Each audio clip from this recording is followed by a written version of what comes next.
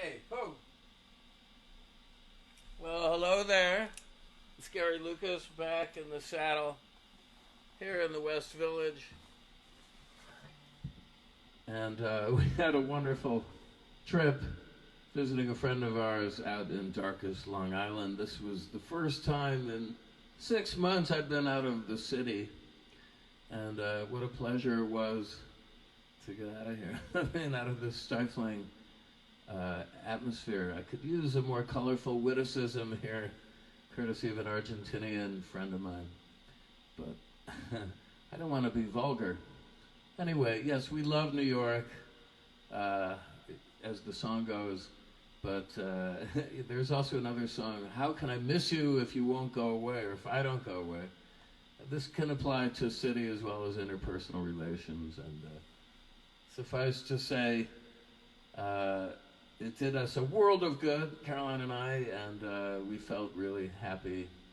And now that we've gained new wisdom and perspective, I'm back. And today I'm going to play just solo acoustic, albeit through an amp. I might turn on the effects a little bit too. When I was broadcasting out there in a safe house in darkest Long Island on Saturday, I was of necessity thrown back on my own devices because I didn't have an amplifier or the pedals. And people seemed to really like it. And I was also going through the actual mic on the iPhone 11, which, I was pressured to get this Blue Yeti by, a friend of mine who shall remain nameless. And I'm not saying it hasn't improved the sound, but it is a temperamental little beast in that I have to keep adjusting levels, and there's something beautiful about the compressor in the iPhone 11 mic. And anyway, it was a good old intimate blow on the acoustic, and so I think I'll continue in this tradition, but here I'm going to do something to start off with a little bit of a psychedelic tinge.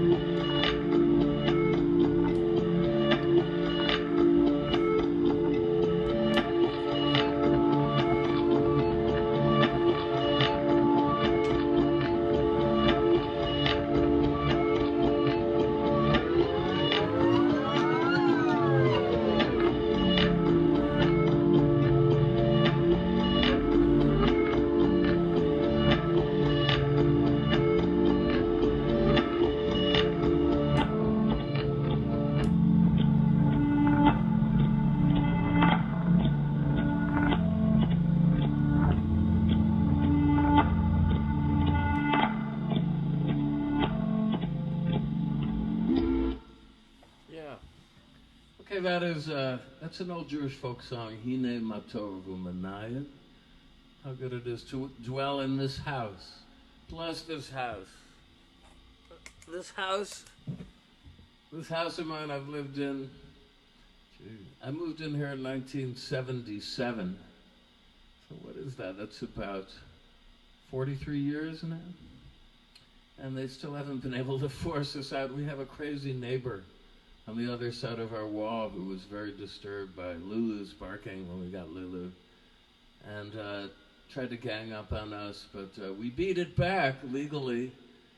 And for those of you who are dog lovers living in New York, the actual rule here is that a dog has to bark for 10 minutes of continuous barking after 11 p.m. for there to be an actionable offense. And so here we stay.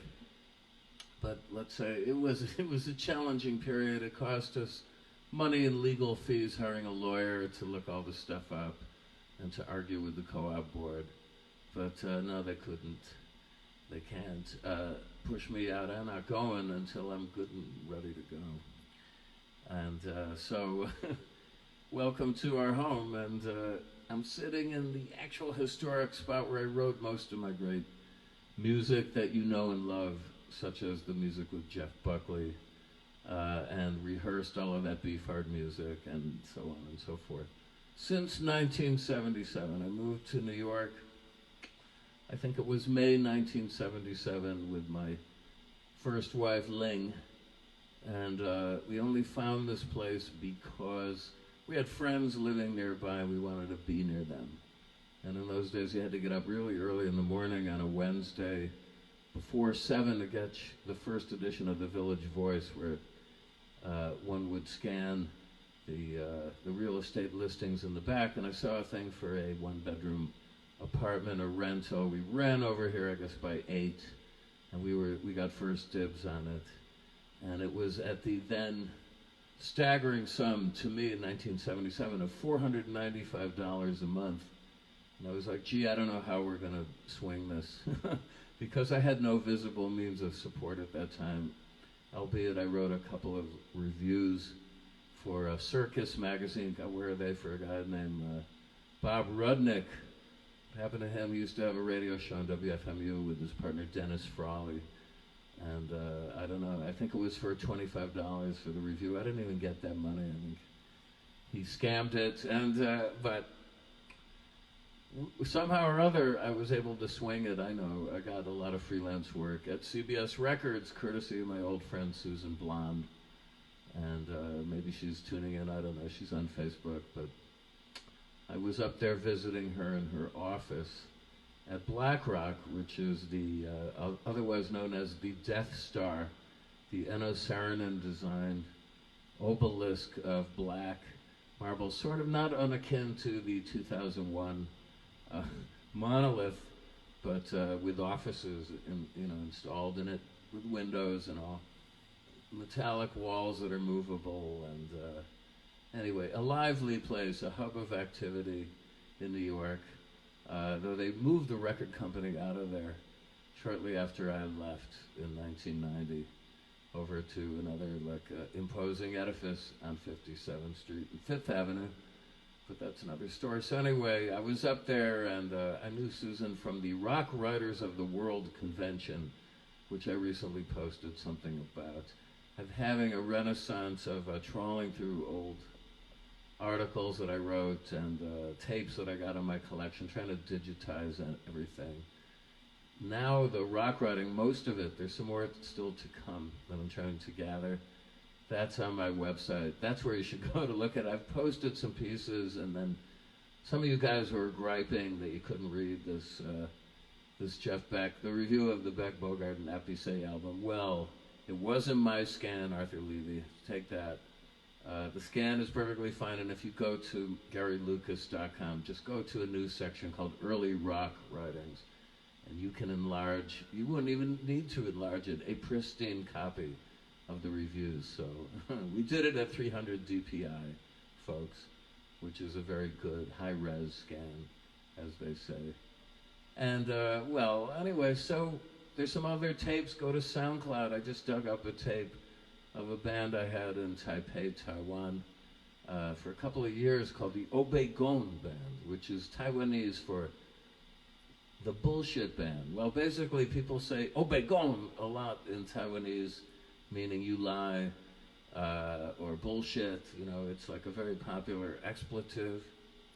And I assembled a crack outfit with my friends. Hank Frisch on harmonica, he's featured on the new tape. A boy from Shaker Heights who knocked on the door of my apartment. This is the day right after I discovered that Tim Buckley had OD'd by tuning into the Armed Forces radio. You know, I was gloomy, and suddenly there's a knock on the door, and in walks this beautiful guy who played blues harmonica, who heard me playing the guitar earlier and wanted to jam, and so we had a lot of musical adventures. Among them, this band. The other Caucasian person in the band was Jesper Godelius, an amazing rhythm guitarist, very cheerful, big, gentle giant of a guy who was a whiz and fluent in Japanese and getting very fluent in Mandarin Chinese.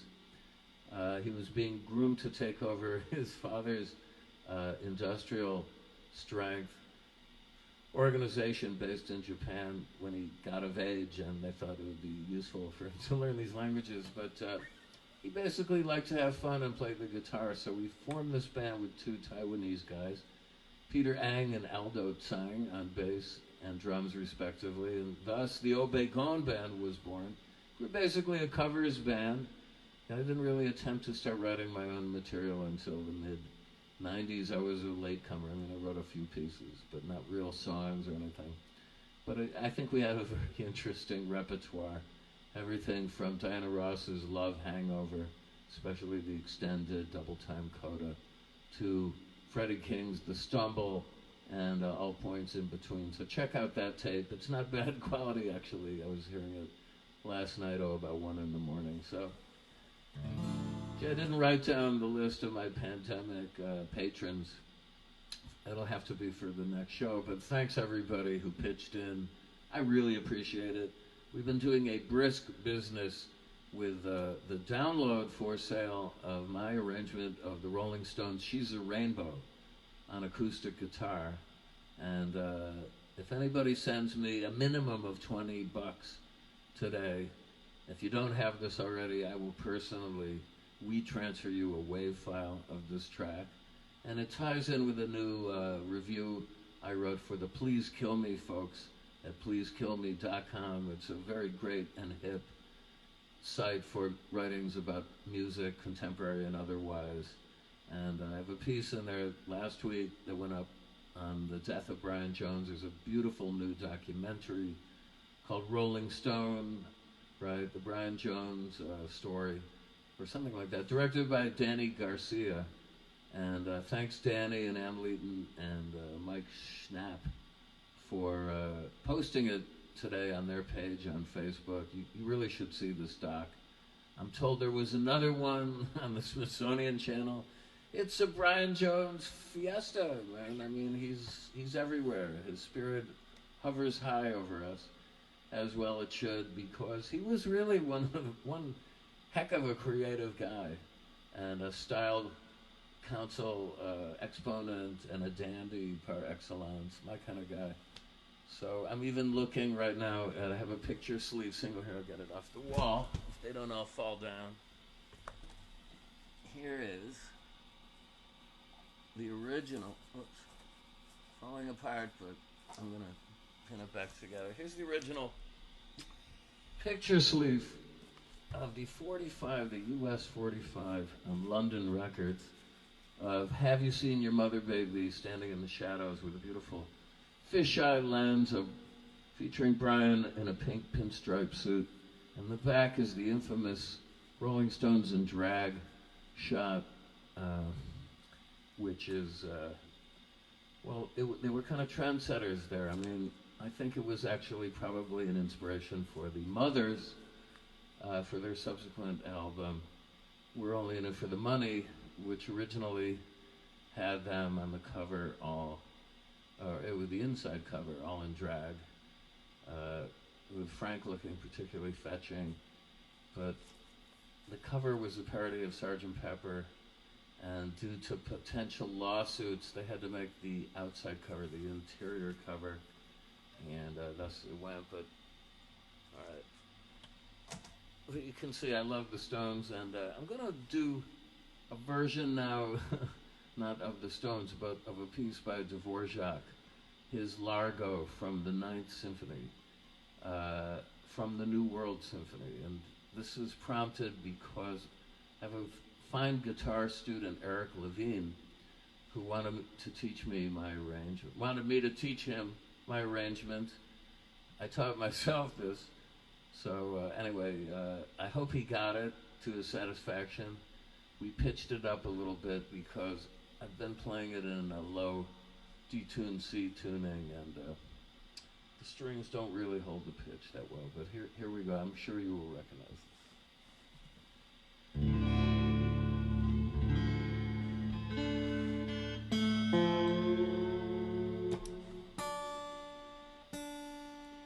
I'm really going to do this precisely.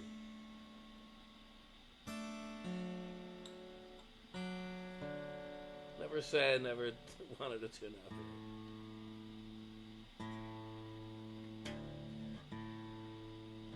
Okay.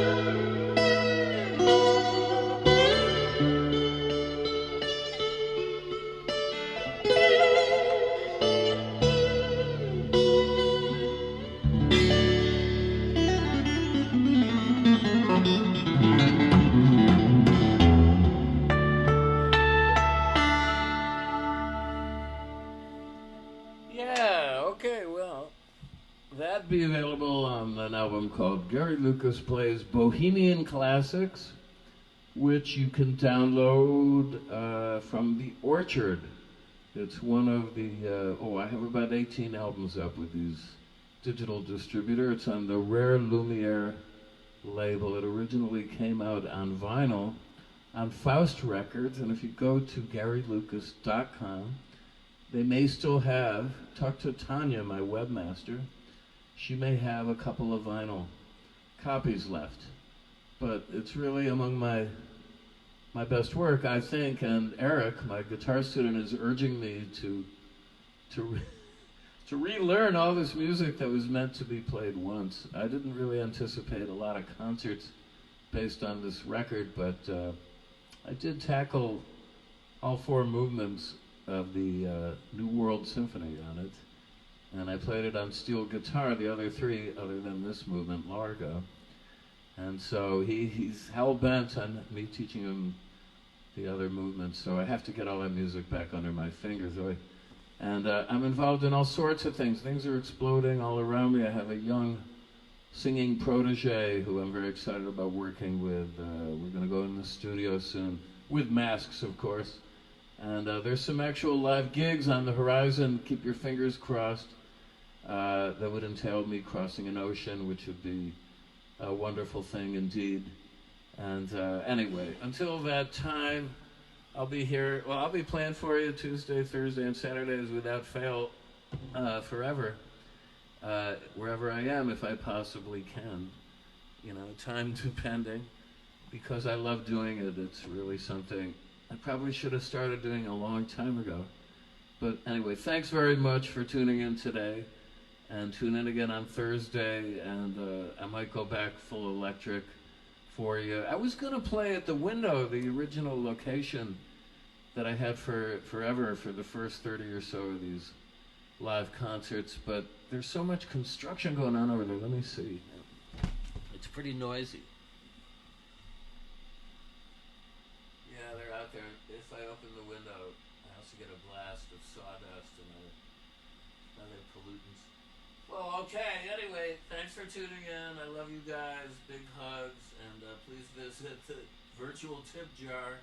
And a copy of She's a Rainbow will be winging its way to you forthwith. Okay, see you on Thursday now. Bye.